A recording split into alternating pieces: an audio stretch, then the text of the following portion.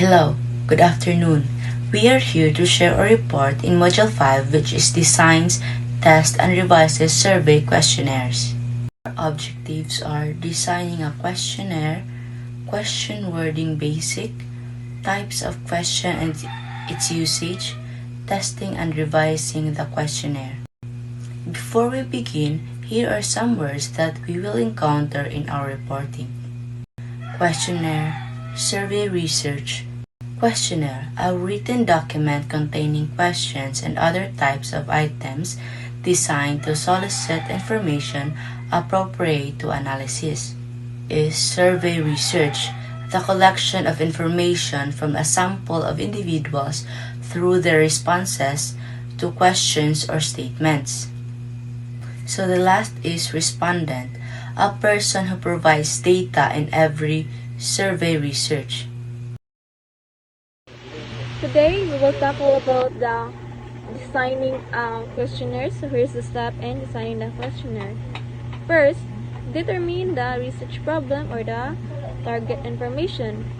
This is to identify the research problem or the information needed to guide the question's purpose.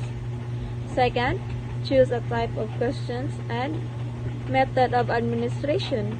This is to select the questions type and method of administration, like written, email, phone, or in person. That's with the research goal. Third is to determine the general questions content needed to obtain the desired information. This is to outline the general content necessary to gather the required information. And the fourth is to determine the form of responses. This is to decide the response of formats and finalize the precise wording of the questions. And the fifth is to choose the exact questions.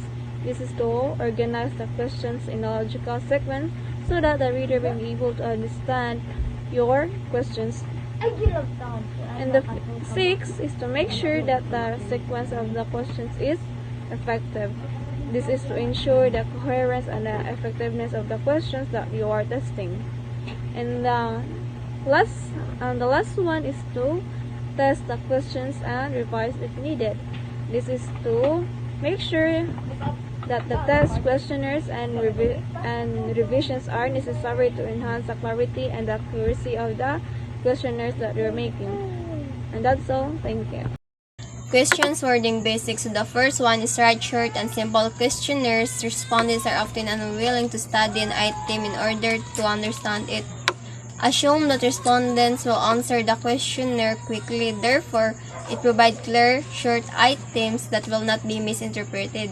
For example, given the current trend of more hits, more home runs, longer games in general, and more injuries in baseball today, do you think that steroids use should continue to be banned even though it's not enforced?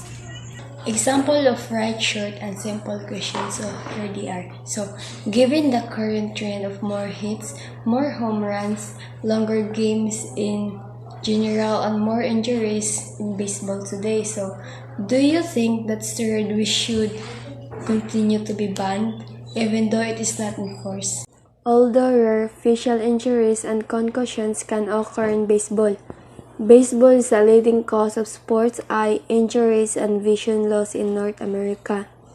Shoulder injuries, including strains, tears, and tendonitis, are common among baseball players. So the second one is avoid leading questions. So wording that influences respondents to consider a subjection in within matter or inject a preference or opinion. Example, do you hate the President of the Philippines? Why it is the leading? Because the question itself includes an opinion word. Who do you think of when you hear COVID-19? A. China, B. President Duterte, C. Chinese, and D. Lockdown. Why is this a leading? So because it forces the respondents to answer one of these choices, even if none of them comes to mind. What makes our product better than our competitors' product? So the second examples of avoid leading questions. So Like, the question is, do you hate the President of the Philippines and why? Who do you think of when you hear the COVID-19? A. China, B. President Duterte, C. Chinese, and D. Lockdown. Choose and why. So the third one is appropriately open-ended and close-ended questions. So use open-ended questions when respondents needs to be elaborated by this. There's respondents for exhaustive and comprehensive data gathering. They're more suited to exploratory research that looks to describe a subject based on trends and patterns. So the close-ended questions are popular because they provide greater uniformity of responses and are easily perceived compared to open-ended questions. However, close-ended questions, the response category should be exhaustive and mutually exclusive. In other words, all possible options should be provided. So the third example of appropriately open-ended and close-ended questions. So, why do you play sports? So, for me, playing sports helps you stay in shape, teaches you how to organize your time, builds friendships and relationships with your peers and adults. Number 4. Questions must be non-threatening and attempt to evoke the truth. Example: what do you think consume more cigarette, you or your friends? So, when a respondent is concerned about the consequence of answering a question in a particular manner, there is a good possibility that the answer will not be truthful. Number 5. Questions clarity. Avoid ambiguities and vague words. Usual, regular, normal. Example: what is your number of serving of eggs in a typically day? Problem: how many eggs constitute a serving? What does typically day mean? Better question: on days you eat eggs, how many eggs do you usually consume? Do you watch television regularly? Better question: how often do you watch television? So, that's the example of question clarity. Question should mean the same thing to all respondents. All the terms should be understandable or defined. The periods specified complex question asked in multiple stages. Number 6. Don't use double-barreled questions. Ask one question at a one time. Avoid asking two questions imposing unwarranted assumption or hidden contingencies.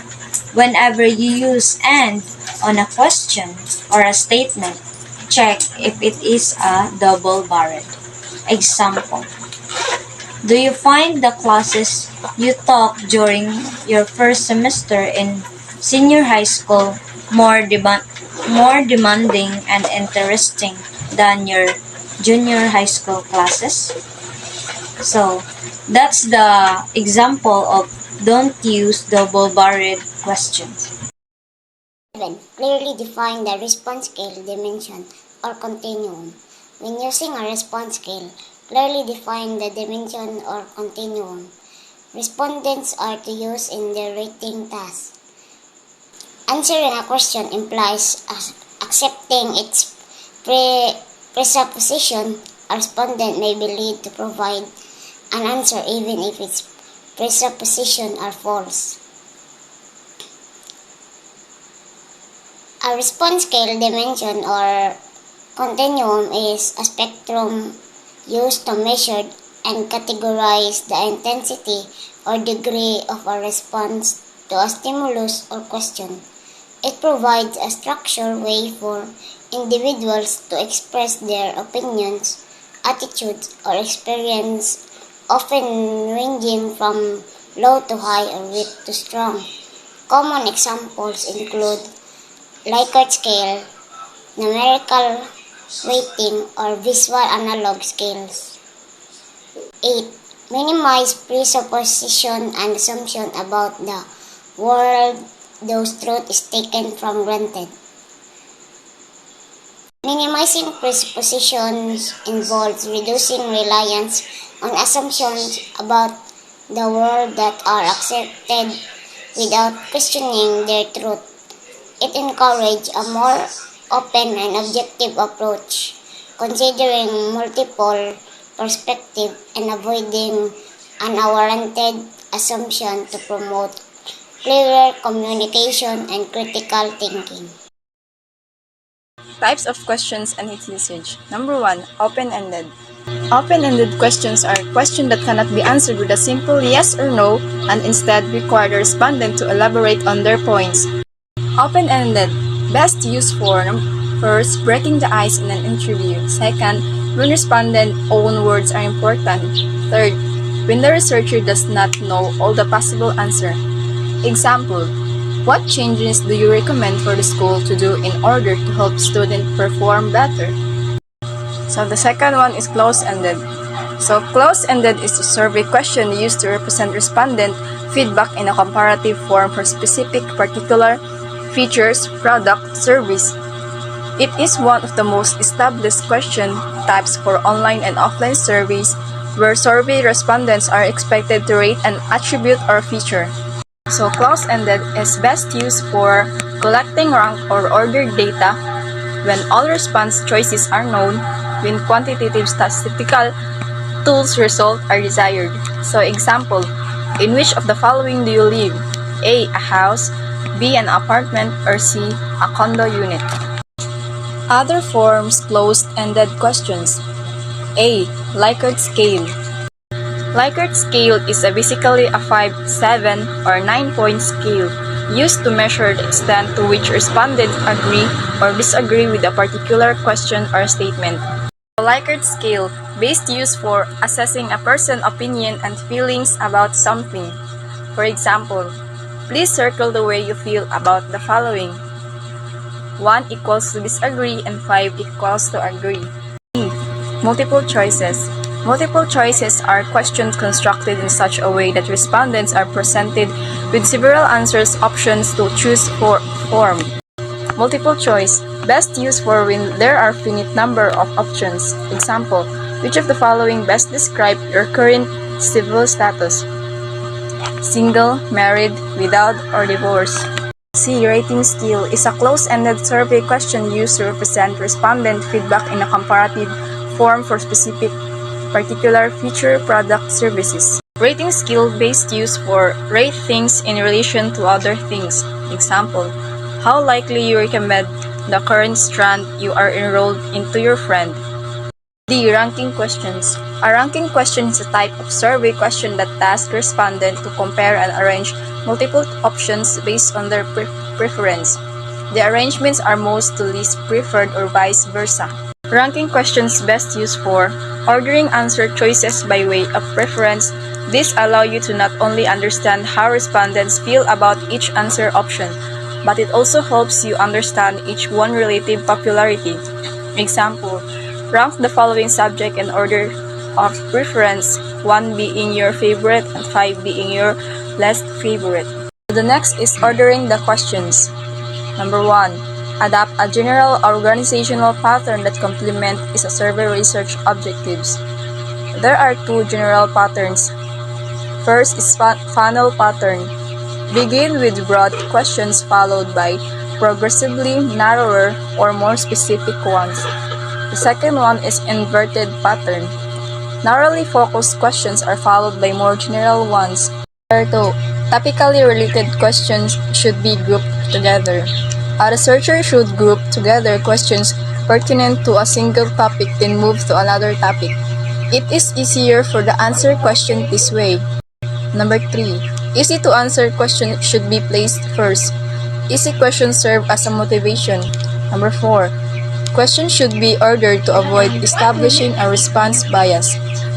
Response bias, a tendency of respondent to answer all questions the same way, regardless of content.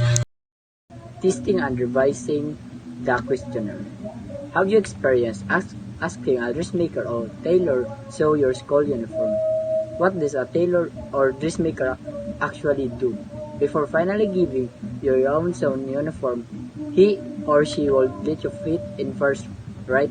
What do you think so? That is the same as the questionnaire. You are the tailor and the questionnaire is the school uniform. You need to check if the questionnaire fits our respondents and your target information. No matter how carefully you design as a questionnaire, there is always the possibility of error. You are always certain to make some mistake. The surest protection against error is to pre-test the questionnaire in full or in part. Baxter L. and Bobby E. 2003. That is the last part of the designing your questionnaire before finally administering and distributing to your respondents. There are no fixed steps on how to test your questionnaire, but here are some general guidelines that might be helpful. Keep in the mind that you are aiming for the questionnaire to be as effective as it can be.